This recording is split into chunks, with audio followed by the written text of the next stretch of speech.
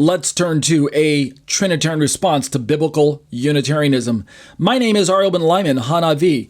This is 1 hour and a half long as far as Bible studies go. But this video is only 30 minutes long. It's because it's the second segment.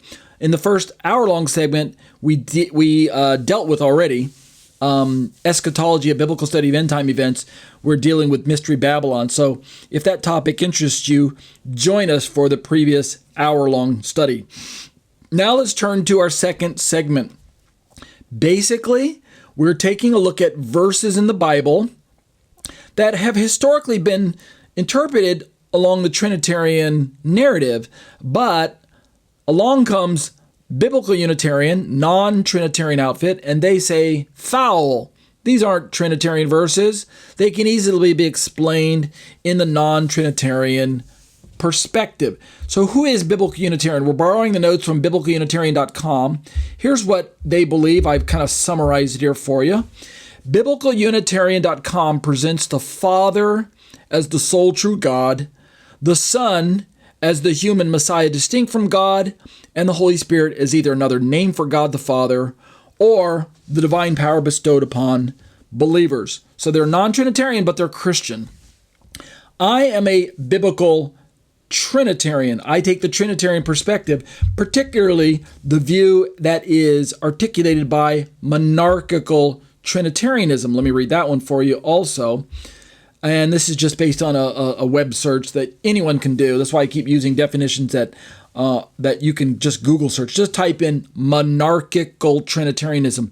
It is a theological perspective that emphasizes the Father as the sole source or monarchy of divinity within the Trinity, meaning the Father is the uncaused, unbegotten origin of the Son and the Holy Spirit, while the Father is considered the only God in a primary or nominal sense. The Son and the Holy Spirit are also considered God in a secondary or predicative sense, meaning they share in the divine nature and essence, and all three persons are equally God, but with a unique priority given to the Father as the source. This is not subordinationism, because in the heretical version of subordinationism, we would be describing some form of ontological hierarchy where God the Father enjoys a greater power than God the Son or the Holy Spirit. But ontologically speaking, in monarchical Trinitarianism, Father, Son, and Holy Spirit are equal. They all share in the divine essence and nature. But when we look at what the language that's used in the Bible is portraying, there's clearly relational language, familial language that's being put forth from the very beginning. We have words like God, but then when we get to the New Testament, this word God seems to, how analytic theologians like to say, pick out the Father. Pick out meaning indicate. They use this word pick out a lot. So when you read through your New Testament, if you just did a survey of the word God, it would connect to the word Father more often than not. There are a few times when it does pick out Son and Holy Spirit, but predominantly it picks out Father. So we can use that information to then realize that the Old Testament God is also Father. But we can also begin to realize that the language is designed to show this relationship from a familiar point of view that's analytic, meaning if there is a father, then there must be offspring. And if there's offspring, then there must be parent. Because the labels themselves are indicative of some type of relational quality that these hypostases enjoy. So Father begets Son, and Father spirates Spirit, or Father sends forth the Spirit. So that's why we then begin to realize that God has a primary meaning and a secondary or nominal meaning, a predicative meaning. And this prevents us from collapsing the word God, Father, Son, and Holy Spirit into the word God in the identity sense of the word, where we would end up with modalism. One God simply wearing three labels that aren't really completely accurate. It also prevents us from collapsing and falling back into tritheism, where you have three completely separate gods who aren't cohesive.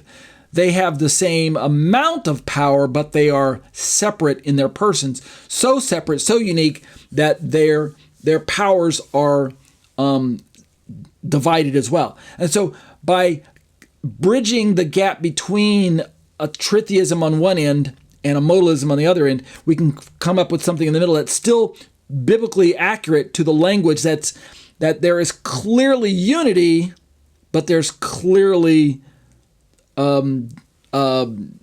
separation, division, distinctives when it comes to person. That's the point I'm trying to say.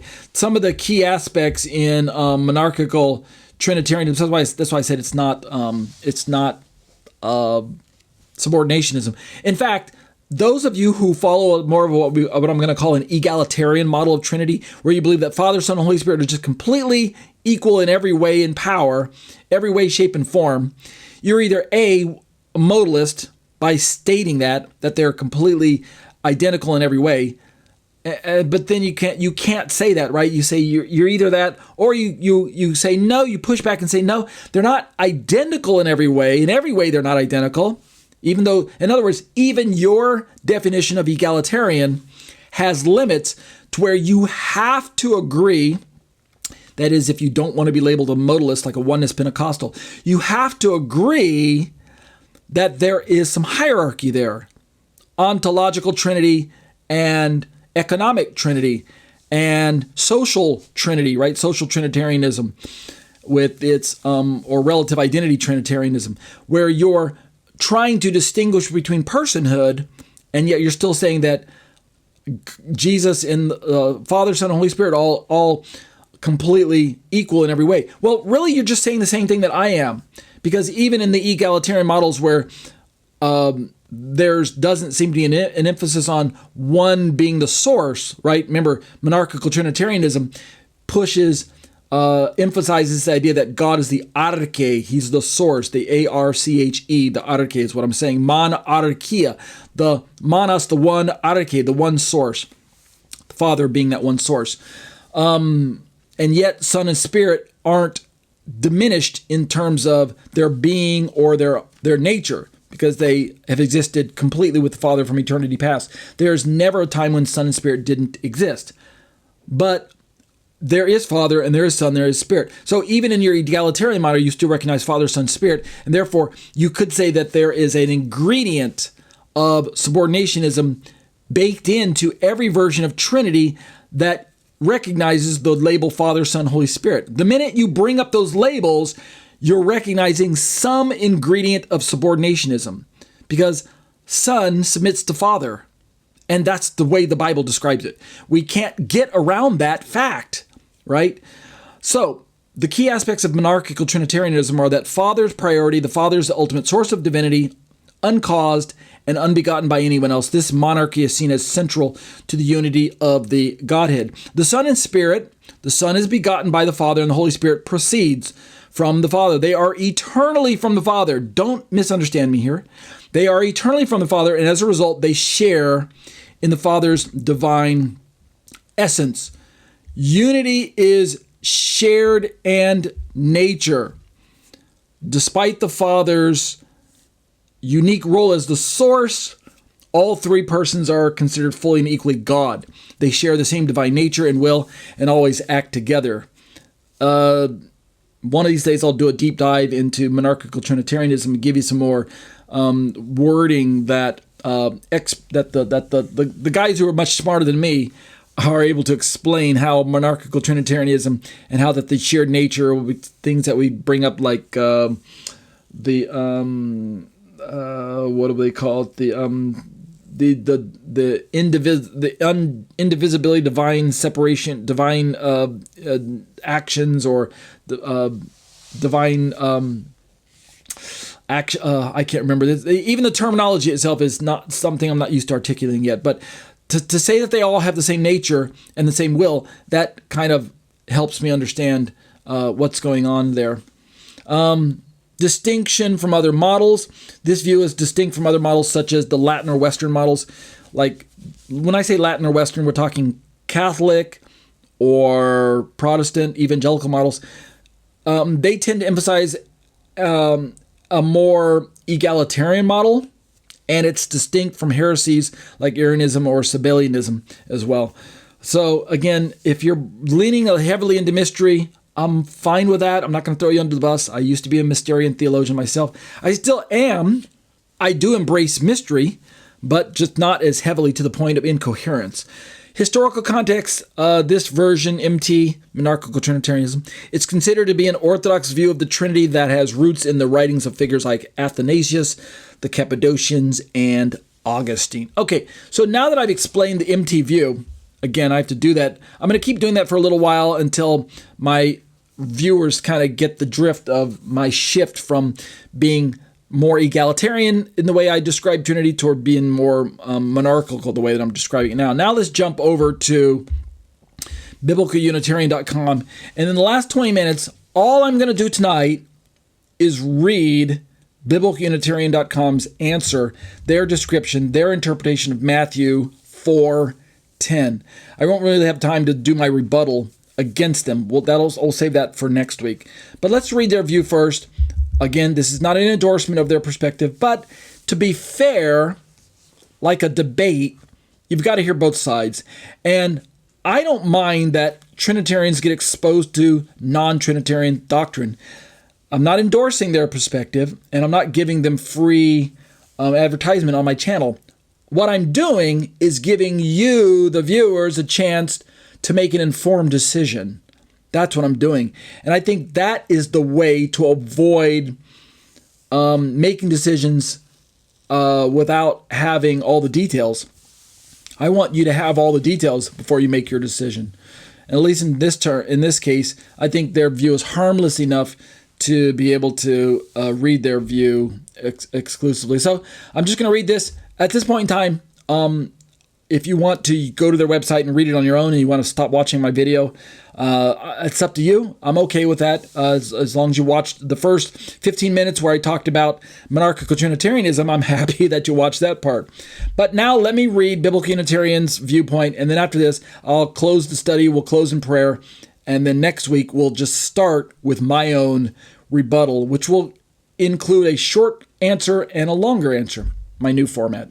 All right, let's start by reading the verse in question. Matthew 4:10. Jesus said to him, "Away from me, Satan, for it is written, worship the Lord your God and serve him only." That's according to the New International Version of the Bible.